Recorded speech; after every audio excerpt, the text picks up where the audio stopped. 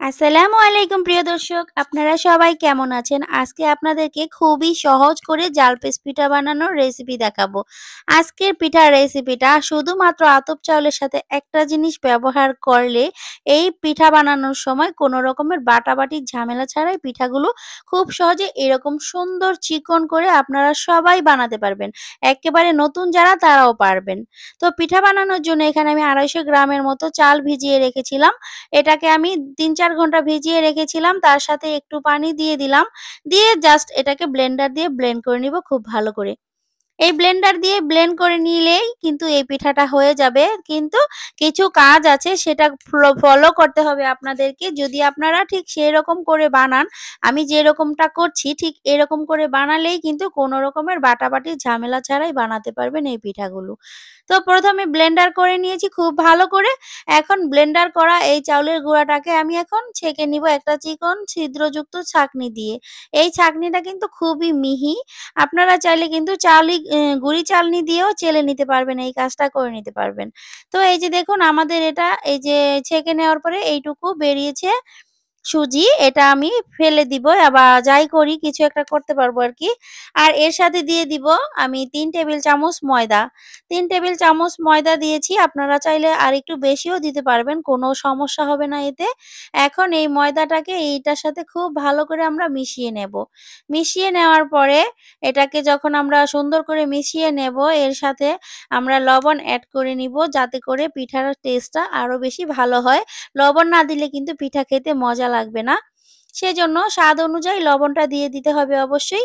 তারপর এটাকে সুন্দর করে আমি গুলিয়ে নিয়েছি, কিন্তু এখন এটা কিন্তু শক্ত হয়ে আছে। আমি গুলিয়ে ১০ মিনিট রেখে দিয়েছিলাম। তারপরে এখন এই যে অল্প, অল্প করে পানি দিয়ে আবার এই ডোটাকে একটু সফট করে নিতে হবে, মানে নরম করে নিতে হবে। আর এটা কিন্তু একবারে বেশি করে পানি দেওয়া যাবে না। সামান্য পানি অল্প, অল্প করে দিয়ে জাস্ট যখন দেখবেন হাতের মধ্যে তার উঠেছে, ঠিক মানে জালপেস পিঠা বানানোর জন্য নাল উঠেছে, ঠিক ঐরকম অবস্থায় একটু পরপর চেক করে নিতে হবে গোলানোর সময়। আর লবণটা অবশ্যই চেক করে নিবেন যাতে পারফেক্ট হয়।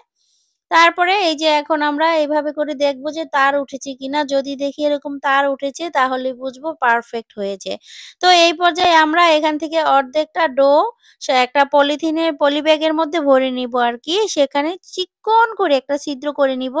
মানে যেমন চিকন করে আমরা পিঠাটা বানাতে চাই ঠিক সেইরকম চিকন করেই করে নিয়েছি। এই কাজটা আরকি মুখে বলে দিলাম। আর এখন ফ্রাই প্যানটাকে ভালো করে গরম করে তেল ব্রাশ করে নিয়েছি। তারপরে এই যে এখন আমরা এই পলি ব্যাগের ভিতরে যে ভরে নিয়েছি ব্যাটারটা, সেটা এখন সুন্দর করে ঘুরিয়ে, ঘুরিয়ে এভাবে করে জালপেস পিঠা বানিয়ে নিচ্ছি। এইভাবে করে পিঠা বানাতে খুবই সহজ হয়। এতটাই সহজ যে মানে একবার বানালেই বুঝে যাবেন আসলে কত বেশি সহজ রেসিপি আজকে দেখাচ্ছি। এরকম রেসিপি যদি আপনারা ফলো করেন তাহলে কিন্তু সবাই বানাতে পারবেন এরকম চিকন করে পিঠা।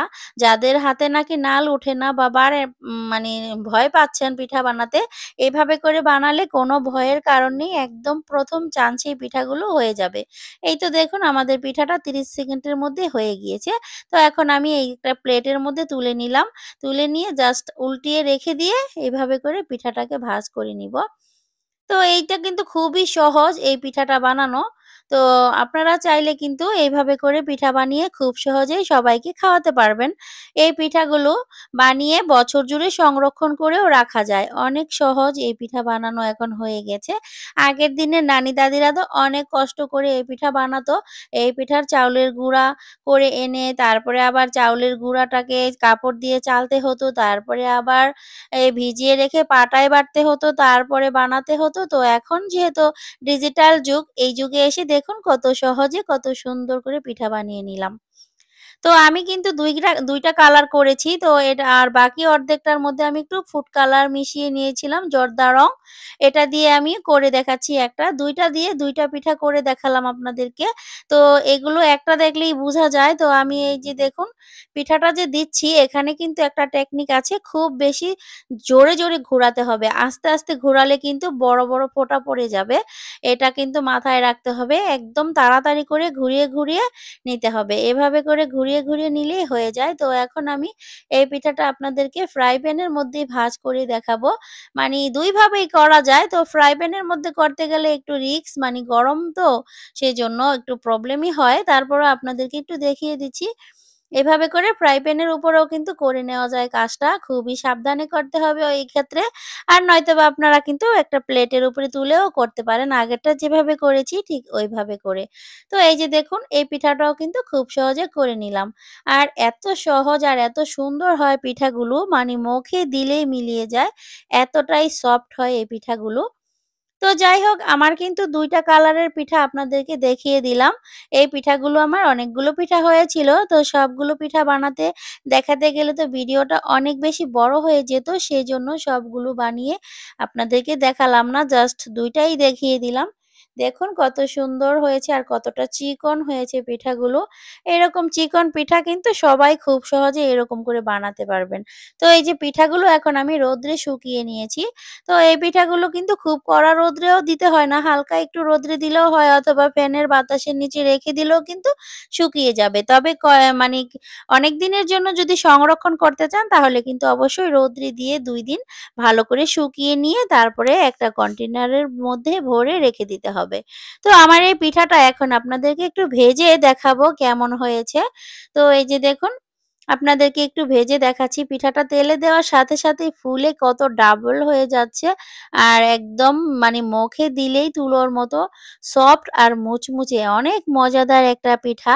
এই পিঠাটা অনেক ভালো লাগে খেতে। তো যাই হোক আমি ২ টা পিঠা আপনাদেরকে দেখিয়েছি। একটা ভেজে দেখালাম আরেকটা ভেঙে দেখাচ্ছি আরকি। ২ টাই ভেজেছিলাম। তো এই যে দেখুন কত সহজেই বানিয়ে নিলাম এত সুন্দর রেসিপিটা। আমার এই পিঠার রেসিপিটা আপনাদের কার, কার কাছে ভালো লেগেছে? যদি আপনাদের কাছে একটু হলেও ভালো লেগে থাকে, তাহলে অবশ্যই আমার চ্যানেলটাকে সাবস্ক্রাইব করে আমার পাশে থাকবেন। আর যে সকল আপুরা আমার পাশে আছেন তাদের সবাইকে জানাই অসংখ্য ধন্যবাদ। আর এই যে আমার এই রেসিপিটা অবশ্যই কিন্তু ফলো করে বানিয়ে একবার দেখবেন। কোনো রকমের কোনো ভয় ভীতি মনে না রেখে শুধু রেসিপি ফলো করে এভাবে বানালেই কিন্তু একদম পারফেক্ট করে সবাই বানাতে পারবেন এই পিঠাগুলো। তো যাই হোক আমার এই ভিডিওটা সবাইকে দেখার জন্য অসংখ্য ধন্যবাদ জানাচ্ছি। আল্লাহ হাফেজ। সবাই অনেক ভালো থাকবেন। এই পর্যন্ত বিদায় নিচ্ছি।